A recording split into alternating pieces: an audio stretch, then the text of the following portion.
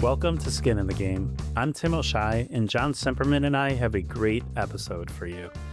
I'm not sure when you might be listening to this, but this interview that we're about to share with you was recorded just before a very exciting NFL season for the Buffalo Bills. And that is not just because of Josh Allen's arm and Super Bowl hopes and all the football things that we can always get excited about. The Bills have a brand new, shiny, state-of-the-art stadium that costs just over $2 billion. And when that stadium opens, all eyes will be trained on Buffalo. But what did it take to get here?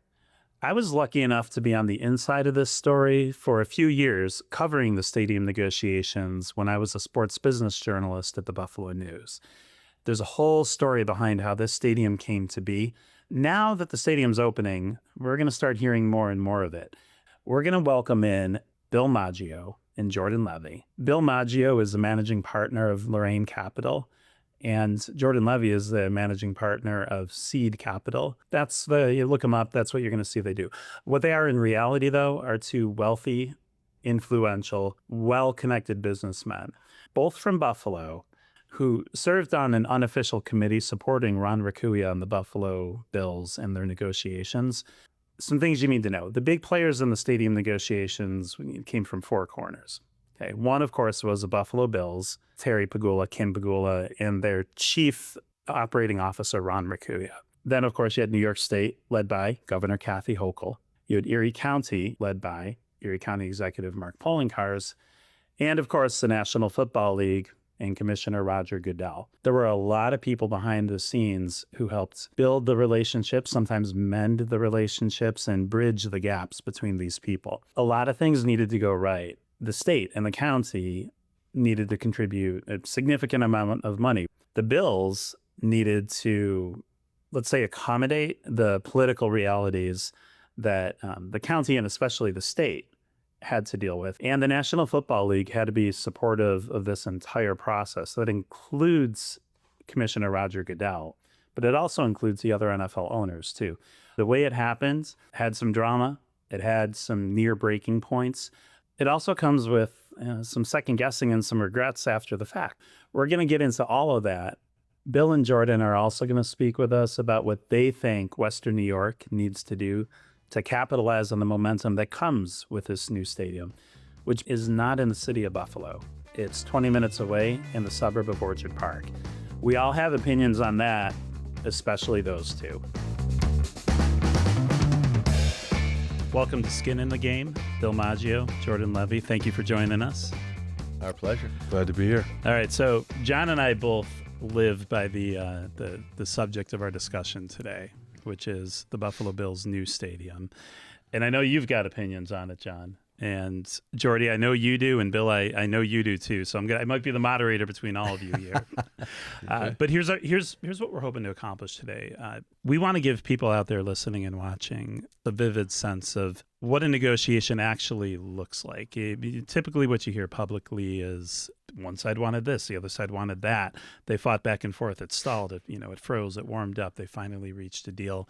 But there's real people and real relationships behind that, and you two are two of those people and people who help get things moving. So we're going to do that, but also I want to see what you think of this project now. $2+ billion into the project. You guys helped make it happen, and so we're going to want to know what you're thinking about it. So that's where we're headed. But let's start with this.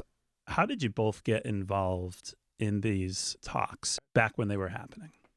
We were asked. I think what the family was looking to accomplish, the family being the Pegulas, was looking to find people in the community who were, I think, invest in the community from multiple perspectives to support them in convincing the state that this was a wise and appropriate investment for them to make. So we agreed to do it, as we often do, because we love this city and we believe in its future. I don't want to speak for you, my friend, but we're a little bit concerned about some of the stuff that's going on right now, but I think that's initially how it happened.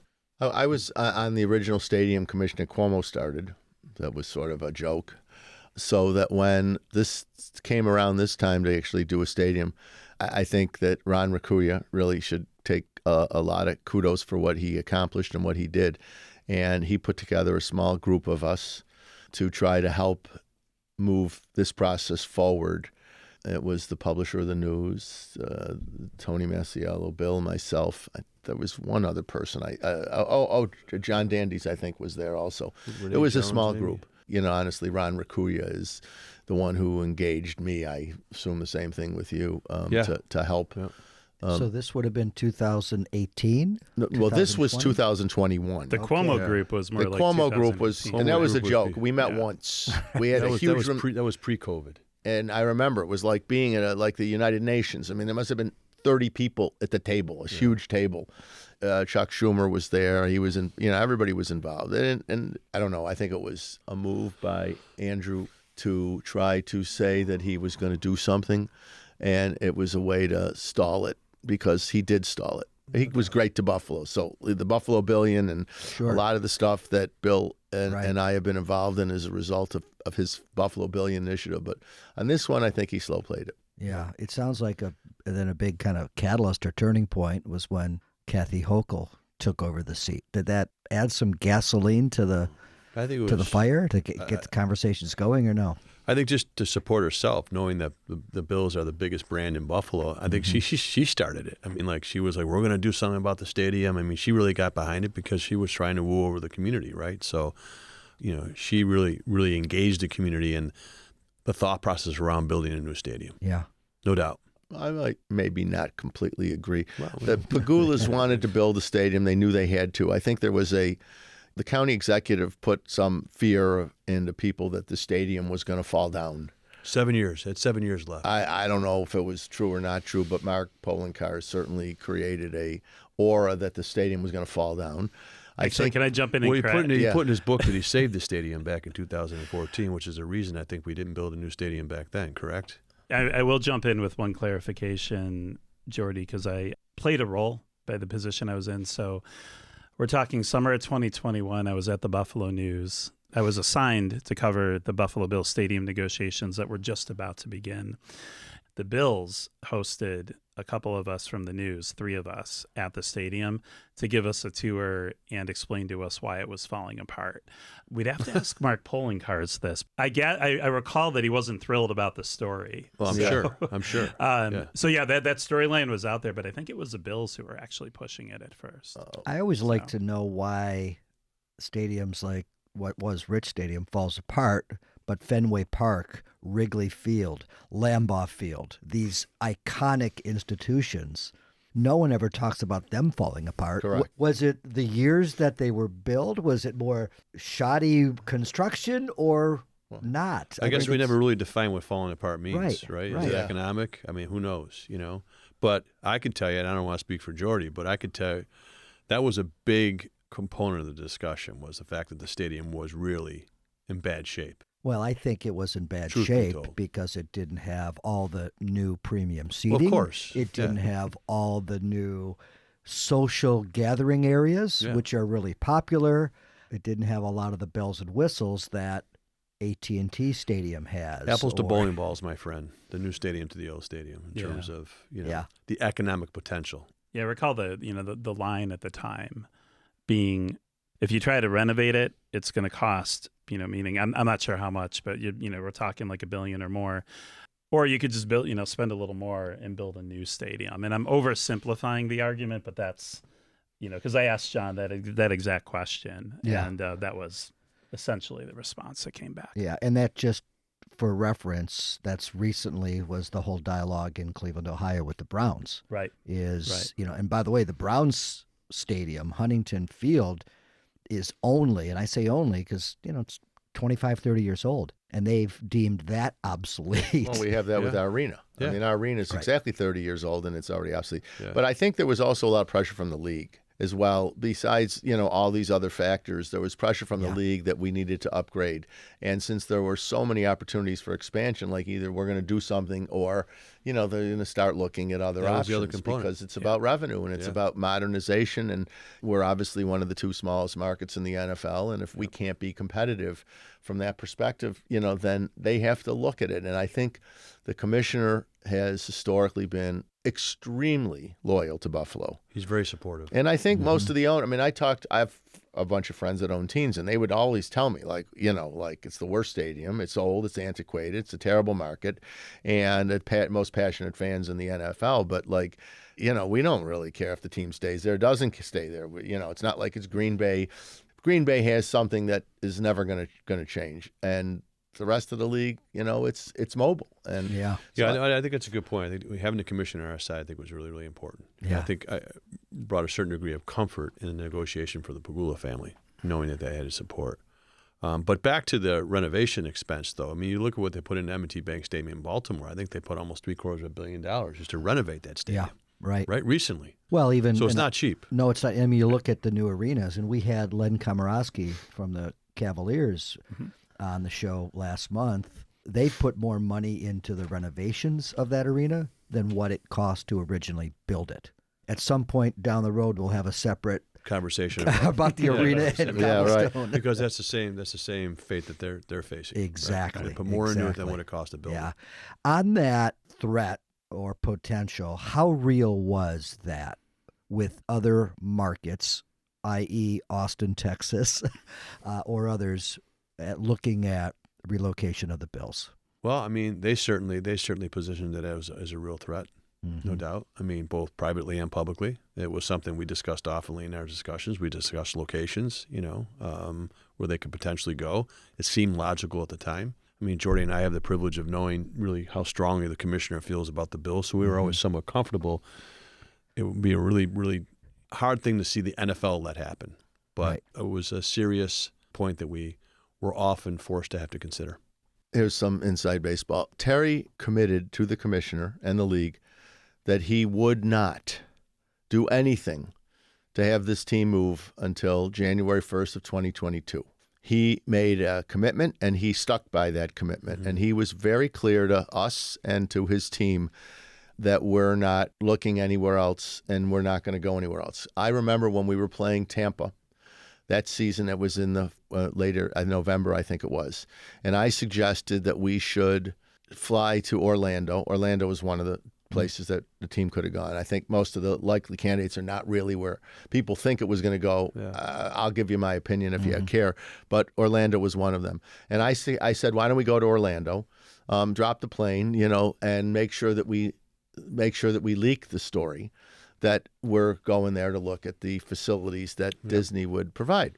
I remember that. And Ron said that Terry will not permit us to do anything. He gave the commissioner his word that he will put 100% of his energy towards getting a deal done to stay in Buffalo and will not allow us to go on any field trips. He was committed, let's get this done by December 31, and he's keeping this team in Buffalo. And if that doesn't happen, then we can start talking about the options. Yeah. So read that however you want, right? So we didn't look anywhere. At the end of the day, I don't think there was any real threat. Right. And if it was going anywhere, it was going to Chicago. Yeah, we talked a lot about Chicago because that was real. There is the possibility there could be not one but two teams in that market, and it seemed real. Well, ironically, now it might have been the only team in Chicago. Yeah. As the Bears look to Indiana. Yeah. But think about it though, right? I mean, if you fast forward that reality to, let's just say we're starting a negotiation now. Yeah. Well, the thing that people got to understand, and this is where, people want to know why we spend all this money, the state, all this stuff. They could have gone to any of a number of places and not had to put up one penny. Yeah. The Pegulas. They had a free stadium. Yeah. Free stadium wherever they wanted to go instead of writing checks. And he was 100% committed to keeping this team in Buffalo, even at his own expense. Yeah. Not to factor, what the potential move would mean in terms of accelerated valuation of the team. So he was making a sacrifice too. And some people who are listening to this podcast may say the guy's a multi-billionaire. He didn't get there by not being smart, right, and understanding how to get the most out of his investments. Yeah, well, I mean, and this is a misconception that I've seen as a journalist, and that all three of you guys can relate to. People who have wealth at whatever level they are wealthy, but people who are rich don't get there by giving money away or by, skipping the opportunity to, to save money. So yeah, in that context, Terry Pegula, Kim Pegula making a sacrifice, I think makes a lot of sense. There are markets that would love to have that franchise. And that was something that was always in the back of our head. But we also had a counterbalance of understanding how important the team in Buffalo was to the league. Mm-hmm. We're here with Bill Maggio and Jordan Levy. Jordy, you said, and I'm just going to go back to it here, you'd share your opinions on the team moving if we care to ask. So I'm asking, you might have answered, Chicago was a real possibility. I think that Chicago was a real possibility. Orlando was obviously a possibility. I think everything else was just was media air. I don't think there was any honestly serious conversation about all these other places. Remember, that Jacksonville was in play at that time too. There was I would say that Orlando. And I was involved before when we sold the team. I was very involved with Wilson, Russ Brandon particularly, and deeply involved in the meetings on some of these meetings that we had. It was all just social media. Bluster. There was never any serious conversation other than Toronto, if in fact Rodgers and Bon Jovi, et cetera, had bought the team. That was one of their motives. But of the rest of the potential buyers, just wanted to have a team. Right. Buffalo, half these people were from New York, so if they got to be somewhere, they can be here in an hour on their Gulfstream. Yeah, that's a good point. I mean, Toronto never was ever in the equation. Not this second time. Maybe back when Jordy was involved early on with Russ and the Wilson family. In 2014. Yeah. I think that was a viable threat at the time. If they bought the team, given the economics of the team, so on and so forth. Yeah. But not this time around. Yeah. Absolutely not. So I'm sitting here with three Buffalo guys, right? I guess I'm the new guy to Western New York Clevelander of this group. And I've been a part of a number of arena developments. And I guess, Bill, I'll look to you. It just, from my perspective, it looks like we rushed into this decision. I always wonder why we didn't give this more nesting time. And I guess I'm talking about where the building is. And it just seems, and maybe it's that you talked about 2022 deadline. Was that part of what really made us kind of rush into where we're at? Or do you think the timeline was fine? I think all along, Terry's always wanted to build a new stadium. Mm-hmm. And I think he got impatient. And I think he put a lot of pressure on Rakuya to get a deal done. Had a new governor coming in. He was from Buffalo, and it was time. I don't know, as a business person, maybe he was reflecting back on when he bought the team and probably should have just pushed then. Probably could have gotten a lot more from this day at that point. He had a lot more. He was buying the team. He was a Buffalo guy. He owned the Sabres. I'm going to keep the Bills here. He had a lot of momentum behind him. And maybe he was just thinking to himself that was probably the time to do it. We're coming out of COVID. Things were getting very, very challenging, so on and so forth. Yeah. I just feel like, he had had enough and he wanted a deal to get done. And he set the terms and he has set the expectations. He wanted it built in Orchard Park. Building it in the city was not a priority to him. Mm-hmm. And they used every excuse. I mean, there was every reason to listen to the reasons that Orchard Park made sense. They had consultants. I mean, they had all lots sorts of presentations of on stuff. build on the waterfront. We got to do this. Having said that, we regret acquiescing to the decision. Okay, we bought. I drank the Kool-Aid. I'm sitting there. I'm listening to these guys. I'm listening to the concern. We kept saying, keep this in mind. We've mentioned a few times the January 1st, 2022. Right. The league wanted a commitment. The Pegulas wanted a commitment. The governor had just been appointed. She's up for election in 2022, and she wanted, in her State of the State, the budget to include this as part of what she was doing to revitalize. And so we had all these time pressures, and we were listening to the stories that downtown condemnation got. Where are you going to, we don't even know where. There's a bunch of options that they looked at. None of them made sense. It would cost $500,000 to eminent domain was a big issue. Eminent domain it would take 10 years to take down the houses in South Buffalo. We would need to take $500 million down to $1 billion. By then the more. stadium would fall into all of it. Right. We listened to all these things, and we said, okay, let's just, we don't want to. And then there's the poker game. Okay, if we don't do this, and do we risk that Mr. Pegula looks at other cities and we lose the Bills? And everybody wants to, be a great Monday morning quarterback, no pun intended, now. But at the time, you're forced to make decisions. as individuals, as community representatives at the table, we did not have the courage to say, this is a bad decision. It needs to be downtown. You know, you listen to the reasons, you know, there's 8 games, maybe there's 9, maybe with preseason. Some cities have used their stadiums much more effectively. Miami's, where I live, is an amazing example of what they've done there. But the mistake goes back to UB. That was the one seminal decision that was made in the 60s that was the worst decision in the history of Buffalo, not putting the university downtown. Imagine 30,000 students walking around Buffalo. But this should have been, would have been nice. But ultimately, how much of an economic impact it has, it's not going to make or break Buffalo. So we all acquiesced to this decision. Yeah. You know, it's funny you say rushed into it. You know, I remember I was in London with my wife, and we went to the Tottenham Stadium, which is essentially the Bills Stadium, right? And I was in that stadium, and I said to my wife, I said, I can't believe we're going to have something like this in Buffalo. And she looked at me, and she said, it's not going to be in Buffalo. Like, I had to remind myself, like, you know, like, it was so frustrating for me to realize it there. It just further emphasized the fact that we should have pushed harder. Well, I drive by the stadium every now and then, and it's beautiful. By the way, it is spectacular. It's beautiful. It's state of the art. Could you just imagine? No, I know. If that was right in front of our skyline. Where though? Where you would know, you put it, though? Personally, and I was working down. We can't even take the Skyway down. Where are you going to put it? There was a lot of land, I thought, being assembled around the whole Perry Projects area. That was, at least you may know better than I, at least that was one place. Takes a lot of land to build a stadium. Oh, yeah. And, you know, we were sort of thinking the area, the land behind the HSBC data center that's across from the state, it's not big enough. Mm-hmm. It's not, the Montantes own a piece of it, the Senecas own a piece of it, the Buffalo News owned a piece, then right? It wasn't like so, and it wasn't enough land. And then you think about it, we have 16,000 people go to a Sabres game, and there's a lot of traffic. 70,000 people going to a stadium, and there's all these things that have to be considered. And if we had done it downtown, which I would have loved in the end, I wish we would have done, we would not have a stadium today.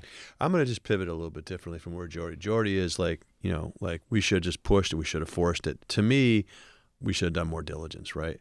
At the end of the day, when I think about building a stadium of that size, that magnitude, moving the 190 and tearing down houses and doing all the things you have to do, they presented a lot of data, traffic data, feds getting involved in the whole housing issue, and then moving the 190 and moving off ramps and all this stuff, and where are people going to park. And it just seemed like what was more important to us was to have a state-of-the-art facility for what is an amazing franchise that's really legitimately, with no traffic, 16 minutes from downtown Buffalo, and keeping the Bills here. I don't know. I don't want to speak for you, but I felt, you know, in my small role in this whole thing, I felt like that was the most important thing, keeping that franchise in Buffalo. Sure, yeah. It was unquestionably would have been at risk. I'm not saying because if we pushed for this, we didn't know. They wanted it out there. If we pushed hard and said no, you know, January 1 came around, I just don't know what would have happened. But, you know, look, as a business person, I think people unfortunately look at Terry Pegula as his billionaire, you know, so like he can just spend his money anyway, you know, he should just spend it, like he's supposed to just do whatever, you know, the largesse. He's self-made, first of all. I mean, you know, he didn't have one penny. He made all this money himself. And from a business decision, I would have moved the team. You kidding me? I go to a city, I get a free stadium, brand new build, bigger market, better, you know, all the things that come with it. I would have done it. Like, I mean, like from a business perspective. Sure. Yeah. We lose sight of the fact that Terry Pegula kept his team here because of his commitment to Buffalo, his love of this city, and his desire for the heritage of the Buffalo Bills, because it was a terrible business decision. And a good, really smart business guy that cared about the business side, this team would have been gone. And we need to keep remembering that. This hockey team, are you kidding me? The team loses $30 or $40 million a year. It's now worth, they say, over $1 billion. Yeah. So go and put up $1 billion to buy a team. Think about an outside investor to come in and buy that team. And lose $30 million a year. And with the salary cap going up, it's only going to lose more because there's no more revenue. So he's doing all this, and then yet people he's a billionaire. Like, yeah, it's his money. He made it. He made every single dollar himself. Yeah. Imagine downtown Buffalo without the Sabres. Well, and it's been losing that kind of money for years. And he remains committed. He doesn't complain about it. You don't hear one article about it. Yeah. And also, let's not lose sight of the fact that the governor also wanted the stadium downtown. We are sitting with Bill Maggio, Jordan Levy, both longtime, highly successful businessmen from Buffalo. Jordy, I know you live out of town, but it feels like you're still, one, you're here a lot, and two, people ask me where you're from. I will always be, and I am always going to be from Buffalo. From Buffalo. And I'll be buried here, too. We made that decision, so I'll be here forever. We know it. And Bill, you've been here, you are here.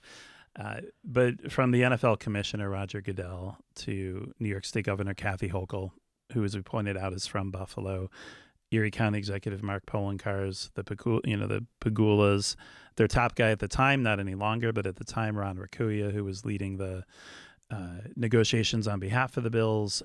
You have strong relationships with everybody we just mentioned. So during the negotiations, along with meeting with Ron, advising him, the meetings, the cycle of meetings you've been talking about, in what ways did you use or leverage those relationships you had with other people? What kind of conversations were you involved in?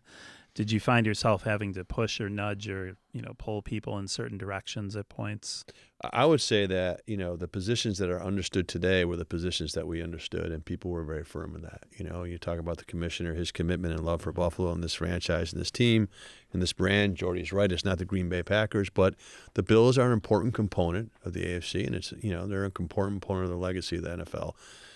Mark has his own, the county executive feels like he has his own kind of legacy in supporting the Bills and making sure they stay here, which we don't need to get into. He's written his books and everything about that. There was always alignment there. And I think the governor, she wanted the stadium in Buffalo. And Ron and the Pegulas really dug in. I mean, they weren't showing, they felt like they did their research. They brought the right consultants in. And, so I know Jordy had a number of sidebars with the governor, and I had a couple of conversations. But, I think the opinions that are known today about where they stood, those people that you just mentioned, have not changed.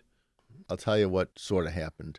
Ron Raccuia was the lead. The interesting part of Mr. Pegula, he doesn't like the press. He hates to be in.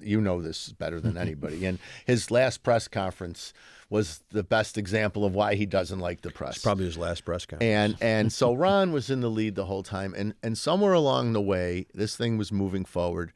And Ron and the governor didn't get along with each other. I don't think there was a trust factor. And so they called me and asked me if I would be the middleman and see if I could bridge the gap, because I've known the governor, as Bill has, for 30 years, and I've known Ron since he was a kid. As well. Like, I've known Bill since he was a kid. And I had the legacy of being involved when Russ and the Wilsons were there. So, okay, this was over New Year's. We're getting this close.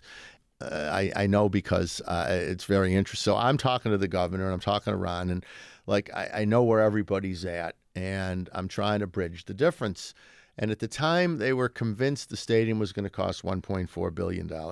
It's 5 years ago, so trust me that my memory's not that good anymore. I'm an old man, but these are close. And I think that at the time, the league never was willing to do more than $150 or $175 million into any one. Those numbers are correct. Stadium. Right? Those are the numbers. And she started off, the governor, they were like $500 million, I think it was.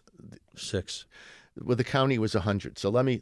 Why don't you let me do this? Because she was 500 and the county was 100 or 150 million. They were always coming up with a piece of it. The league was at 175, and that meant Terry was writing a pretty big check at $1.4 billion. He wasn't willing to write that check. So I knew where they wanted to be. I would tell you that the commissioner was probably the single biggest reason we got the deal done, because every time we would hit a log jam for some reason, and I couldn't move the governor or I couldn't move the Pegulas, we would call the commissioner, and he would be able to get a little bit more out of everybody. And he went up to 250, by the way, which was the most they've ever given to any one team in a loan for a stadium. And so we kept going back and forth. I remember this because my kids were going to our house in in the Hamptons for New Year's, and my kids were there, and my daughter calls me. This is New Year's Eve, and they have COVID. Can we fly to Long Island and take care of my grandchildren? I still love, we had to get on a plane, and Governor, you can't get on this plane. We're in the middle. She wanted to get it done by midnight. Right. She wanted to have it done. I got to get on a plane. I'm sorry. And she's trying to talk me out of the plane. So we're going back and forth on this stuff. And I remember Robert Maggio was really involved. Bob Maggio was the budget director for the state. He was there and involved pretty deeply with me. And we kept going back and forth. And eventually we got the state to, I got her to 950 with polling cars in the county, I think at 150, I think it was, and she's at 800. And it was a variety of ways that we're getting there. It wasn't like writing a check. And then with the league at 250, okay, so now and Terry's only writing a check for $200 million, which is really where he wanted to be. And then she's like, I remember her saying that she started yelling at me. I can't go $1 more. They'll kill me. I can't go $1 more. They'll kill me. We went back and said, finally, I can't get any more. I'm just telling you, I can't get any more. But you have to agree that any increases are on you. Some negotiation on lease terms too, the length of the lease. I thought. No, but I'll tell you, I'll give you another interesting sidebar in a second, because that's important. But there was all kinds of other details, Bill, but we were more trying to get it financed, right? How we get it financed. And it was like, she says, every dollar over this, they got to cover. And they were pretty convinced it was going to be $1.4 billion. That's a big deal. That's a big deal. They were pretty convinced. Yeah. So he said, no problem, done. Because we pushed her as hard as we can at 950. We never debated the cost of the stadium at the time, though. We never. Well, they had a consultant. They knew, they thought it was going to cost. So none of I don't care. We didn't question it. So it took a few more days. We didn't get done took a couple more days, because I remember, Robert was, it was like getting it done and figuring out where this is coming from, Peter and Paul and so on and so forth. So I get a call in the middle of this, like probably on New Year's Day. I'm not going to say who called me and said, I know you're in the middle of this. That the Sabres arena lease is up in 2028. Why don't we make this part of the deal that the governor's going to give him all this money, get a lease extension out of the Pegulas for the Sabres, because there's a risk that they leave. And it was sort of like, if you remember the scene from Animal House, where the guy has the angel on one shoulder and the devil on the other. Remember, with the girl that he's deciding what he, right? I'm sorry for anybody that's offended by that. It's the movie. And I'm sitting there saying, I've been asked to be the trusted agent of both people. It'd be good for Buffalo, but not fair to the Pegulas if I bring it up. If I tell her that she could add this to this deal, and for this kind of money, he's going to say, oh, yeah, we'll do a 10-year extension if that's what it takes. We're not leaving any. He loves the Sabres. He loves the Sabres more than the Bills, by the way. He scouts hockey players, right? And I really went back and forth with myself, and I didn't want to tell anybody, because if I told anybody, if I told Bill, he'd say his community had, you've got to do this, right? Because it's for Buffalo, it's the right thing. I decided not to discuss it. I didn't bring it up. Now it's a big issue, right? Because the lease is up. Nobody thought about it at the time, including the county executive or the mayor or anybody else. They should have thought about it at the time. But anyways, we got him over it. But the commissioner played a huge role, and it was his commitment to Buffalo. Terry Pegula committed that if every dollar that's over, I'm going to be on for, which is now going to turn out to be, we'll find out the final number. Bill, what do you think the final number is? 2.6, 2.7? I think it'll be between 2.4 and 3 billion, probably. And he's on the hook for that. Yeah, well, they just announced the new stadium in Kansas City. Granted, it has a dome, but it's $3.1 billion. So the numbers keep going north for sure. So we got it done, and then we got all this pushback, from the legislature, the governor got, because why are you giving Buffalo all this money? And she put that to bed very quickly. Yeah. And that was I think, Liz Fine, who was her chief counsel, she was there. It never really was in New York. It was an issue. Then Post did a story, all this stuff, and it just creates air in Albany. The governor was like, "We're doing this. It's over. It's done," and it got done. And it was. I think in Kathy's defense, there was never a sense that she wasn't going to support this thing. She knows how important the Bills are to Buffalo. Everybody does, and I think she also understood how difficult it was to build something of that size, that scale in the city of Buffalo. I think she knew that too. But she was being a politician, and she was doing everything she could to make sure that we looked under every rock to assess whether it was possible or feasible. Yeah. Well, let's go back to the idea of, could the Bills move? So, I mean, just ticking it off here, you've got a commissioner who clearly wants the Bills in Buffalo. You've got, Jordy, as you pointed out, you've got friends around the country who are owners of NFL teams. They're fine with the Bills being in Buffalo. You've got, a governor who is never going to let, and I'm paraphrasing a quote from her. I will not be the governor who let the Buffalo Bills leave. Mark Poloncarz has essentially said the same thing. I won't be the county executive who lets him leave. It sounds like Terry Pegula was not eager to, go shopping around, at least in 2021, right? Which, and maybe beyond. He seemed committed to Buffalo, and I know Kim Pegula was too. And they're a couple, but they're two different people. But I know Kim was very devoted to Buffalo, right, and grew up here. Deeply involved. Yeah. So, but it was Terry on the. By the way, it was in spite of the fact that Kim was really running the Bills. Terry was making these Kim decisions. was Ron's point person, right? Ron reported to Kim, but Terry was making these decisions. He was making these, not her. Right. Right. So your question. The question is, how real was the threat? Yeah, I mean, just taking all that off, it doesn't seem like they were going anywhere. I don't think that we were concerned about the threat at the time. The thing that was always going through my head is these owners are very rarely do they not agree on everything, and all would have taken was for this negotiation to be dragged out, and for one owner to say, Terry, what are you doing, and then it spirals, right? And then the negotiation gets harder. So while I never, ever envisioned the Bills leaving, and that's what all people would tell me, the Bills aren't going in. They're not going in. They're not going anywhere. You look at the history of our city and some of the bonehead decisions we've made, it's always going to be in the back of your mind. Well, we have a beautiful state-of-the-art stadium 16 miles from the city. That's not changing, at least for the next 35, 40 years. I guess I wanted to segue to what's next, and that right now, Bill, Jordy, there's a lot of conversation about ancillary development around the stadium. So before you get into that, though, have you guys done any research on any outs in that lease? Does Terry have an out in that lease? I think that he does. What out do you think there is? I think if he pays a certain amount of money, he can get out. I don't think so.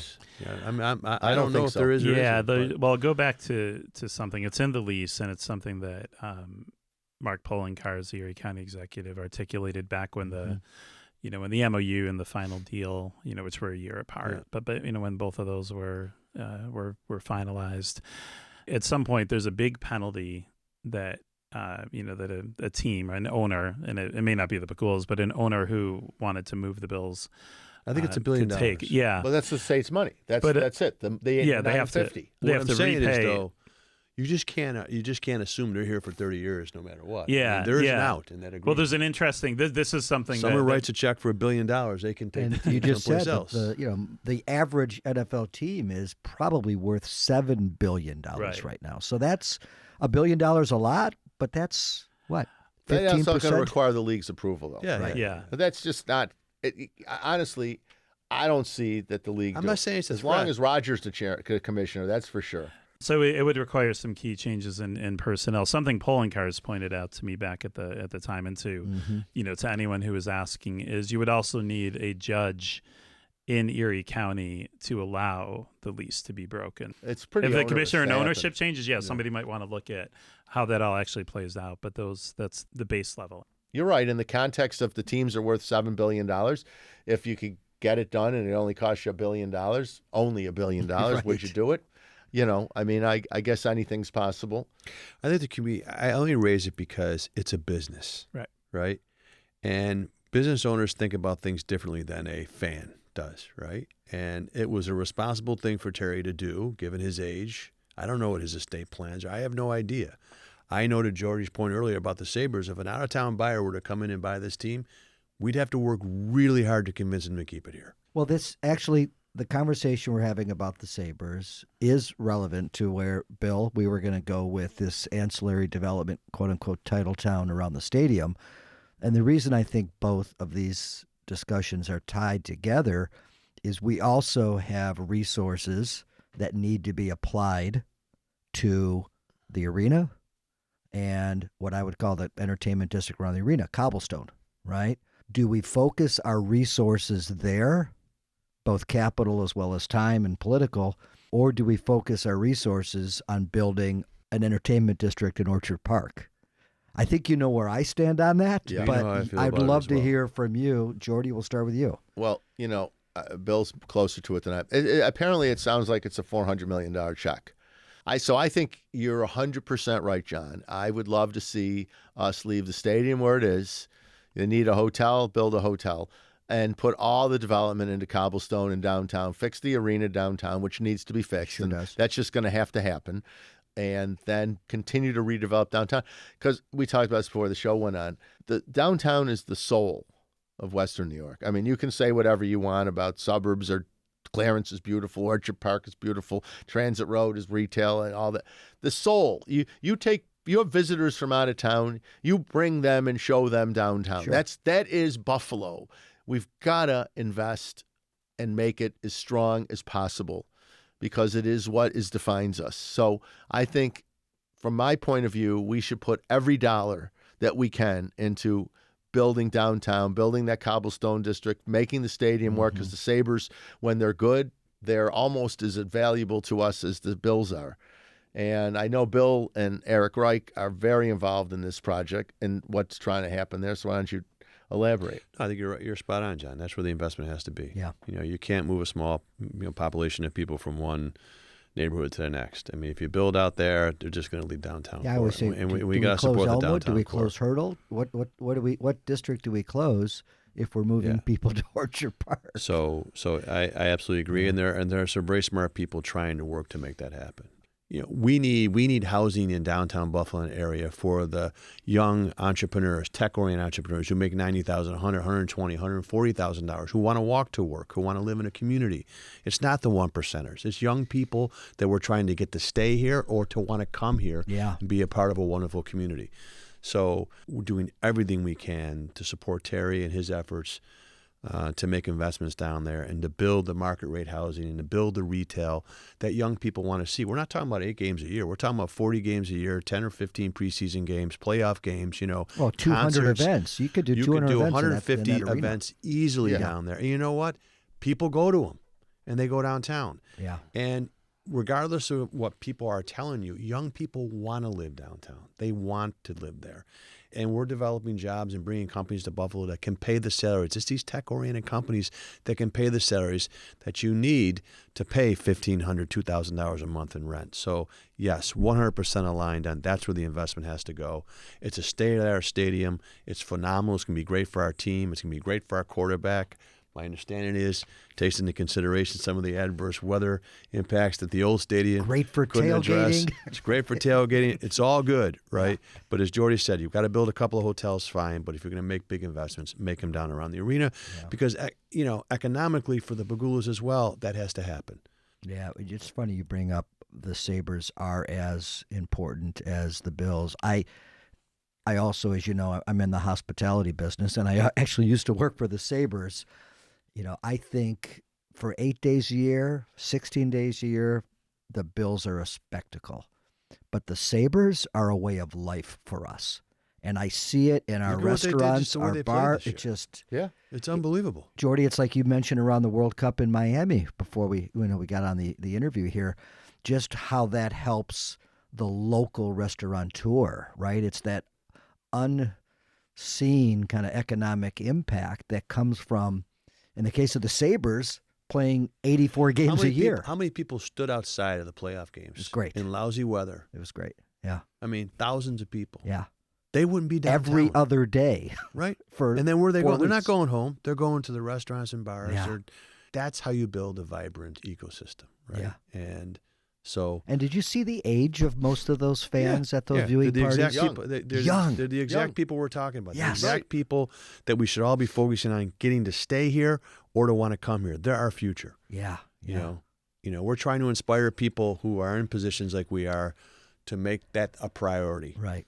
to cultivate the next generation of leaders in this community. But we've seen it happen, and Tim and I talk a lot about these other quote-unquote Rust Belt cities. The transformation of Cleveland, my hometown, Pittsburgh, Indianapolis, Detroit. These markets, while maybe slightly bigger than Buffalo, similar demographics, similar infrastructure, same challenges. Not always bigger, though. Not always bigger. They didn't no. used to be bigger, Right. many of them.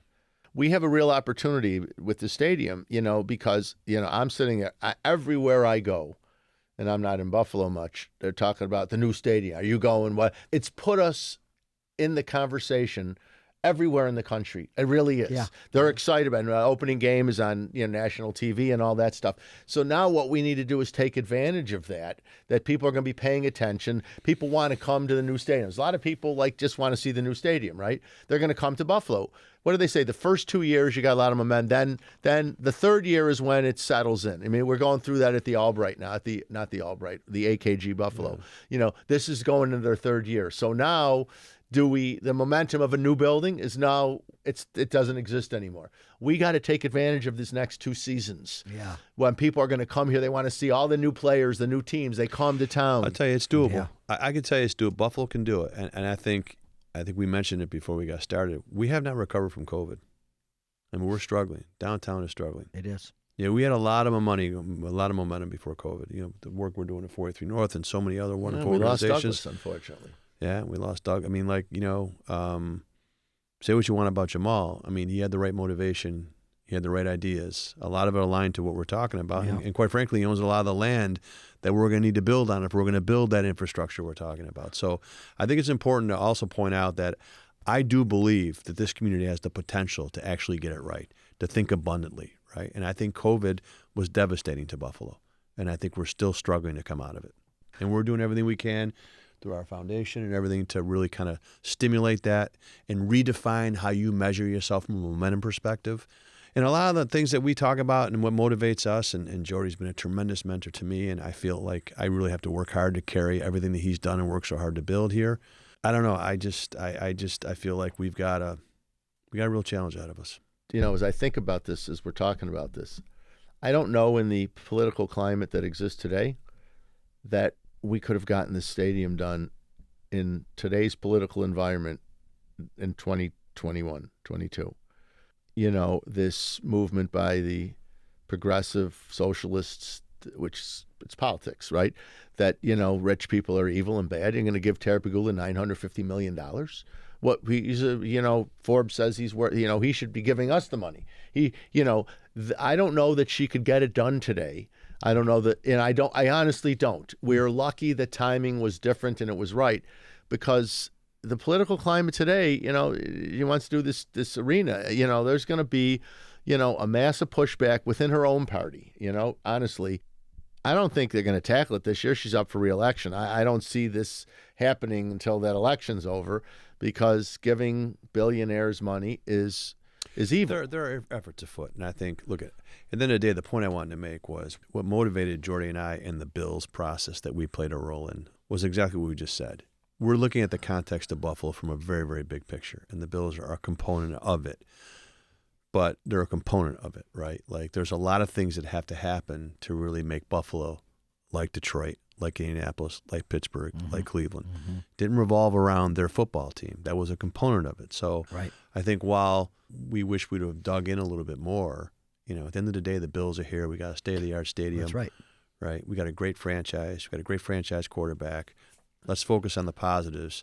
Get that experience to get us to do the right thing around Cobblestone and building the infrastructure on the city, knowing that we've got obstacles that we didn't create, one being COVID. Right. No, I think, Bill, that's well said, and that's why I've been, when asked, vocal about let's not double down on Orchard Park. We have a state-of-the-art stadium. We have a team for the next 30 years. Jordy, as you said, will be in the spotlight for 2 or 3 years. New people be coming here. Whether you think downtown Orchard Park was a mistake made, that's irrelevant. But let's not compound that by diluting resources to the core and to the soul of the like city. You said, it's 16 minutes, without traffic on a game day. So maybe it's 40 minutes. It's still not a lot. Come downtown, be downtown, stay downtown, drive out in the bus to the game. Who cares? You tailgate. It's fun. Everybody does their thing. And then, we got to focus on downtown. We got to focus on Cobblestone. the fact that, there's a need to fix the arena up timing couldn't be worse and better. The Sabres are good. If the Sabres were still in the toilet, I'm not sure there'd be such momentum to do something. Now that they're good, people are excited again. So. Yeah, but also people didn't care about the condition of the arena either when the Sabres were good. They didn't care. The place was packed. Everybody was having a great time. It was rocking. I love what it means for Buffalo. Yeah. And I hate the thought of not having that experience. And the only reason we have that experience is because of Terry Pegula. Yeah. That's the fact. I am going to sneak in one last question. We do have to wrap up, but opening day is coming soon. Are you guys planning to be there? We'll be there. I'm flying. My son, who lives in Silicon Valley, is flying in. We're going to the game. I wouldn't miss it. You're tailgating, I assume, Jordy. It's a night game. Yeah, I'll tailgate. Okay. As long as I got somebody to invite me to a tailgate. We'll be there. I have to get invited to one. But yeah, no, this is so exciting. I mean, I remember, I'm sorry you guys don't, the last stadium opening up. You were too young, Bill. 72. I remember when we opened up what was then Rich Stadium. People didn't get there till halftime. It was a disaster traffic-wise. But I have somewhere the little medal they gave out on every seat, the inaugural game. That stadium was built for $23 million. I think that was the number. Yeah, it was in the 20s. I thought it was 23. If That's you unbelievable. 23 from 72, that's probably $80 million today. I don't know, but it was not built expensively. It was built into the ground. It was inexpensively built. It was defensive. We had to build something real quick. This is so exciting for this city, and hopefully we all embrace it and we use it as an opportunity, as Bill just said, to talk about all the positives of Buffalo. We all know what the negatives are, and we are passionate about defending our city everywhere we go. But we need to focus on all the good stuff, and we're going to have all these visitors coming for the next 2 years to see our city. We need to make sure that we have places for them to eat, places for them to drink, places for them to sleep, places for them to shop, and we need to show Buffalo as the city of good neighbors, as it's always been known, as this great place that welcomes people to come here to understand and see how great Buffalo is. We love Buffalo, all of us. People think we're nuts, but they don't know why we love this city. And that's not changing. I don't live here anymore, and I see the passion of expats. And it's unbelievable. I was with somebody yesterday, and he said to me, in New York City, I go to 2 Bills bars for football games. I'm a Jets fan. There's nothing to watch. The Bills bars in New York City are so much fun. People are you better not wear Jets green. I mean, this is in every city. It's unbelievable. I was in Monterey. I was at Pebble Beach, and the Bills had a game on a Sunday, and I found a little bar, Bills bar in Monterey. Who am I sitting next to? Josh Allen's grandmother. Oh, that's great. They have a Bills bar in Monterey, and you should see the place. It's all the signs. They got stickers, pen. In Monterey, who the hell would think? And they're like, you say a bad word about Buffalo, and you're going to get beat up. And that's how we are. And now we have to feel that way with the question you just asked as it relates to this new stadium as a opportunity for us to showcase to everyone we all know that's listening to this about how great the city is, and let's make it great. Everyone's got to contribute. Yeah. I agree. All great decisions sometimes come from failure or, process. You learn from process. And I think what I want to see happen is I want to see this community get behind really establishing a beautiful component of our city in the Cobblestone District. That's really important to me. Yeah. And I think Terry's very motivated to do it. He got a stadium in Orchard Park, albeit it costs more. That was outside the scope of his control, and let's get it right. Yeah, we're blessed with fresh water and great lakes and an arena right there. I mean, wow. I mean, Four seasons.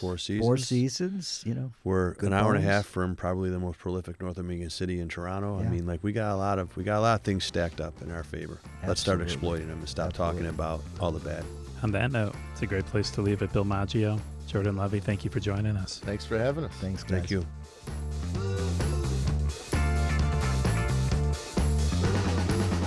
That's it for this episode of Skin in the Game. Skin in the Game is a production of Buffalo Toronto Public Media. You can listen to all our episodes at btpm.org or on the Buffalo Toronto Public Media YouTube channel. Thanks for listening.